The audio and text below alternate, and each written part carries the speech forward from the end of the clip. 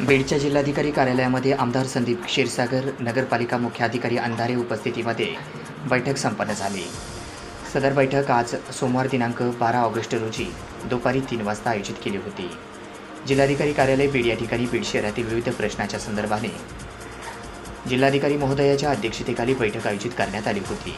या बैठकीला नगरपरिषद बीड मुख्याधिकारी अंधारे मॅडम, तसेच बीड मतदारसंघाचे आमदार संदीप क्षीरसागर, तसेच जिल्हाधिकारी अविनाश पाठक उपस्थित होते। या बैठकीत बीड शहरातील सुरळीत पाणीपुरवठा व्हावा याविषयी आग्रही मागणी केली। यावेळी जिल्हाधिकारी महोदयांनी नगरपरिषदेच्या मुख्याधिकाऱ्यांना थकीत वीज बिलाच्या संदर्भाने प्रस्तावाच्या बाबत तातडीने कार्यवाही करण्याचे निर्देश दिले। तसेच शहरातील सुरळीत पाणीपुरवठा करण्याबाबत त्यांना सूचना केल्या।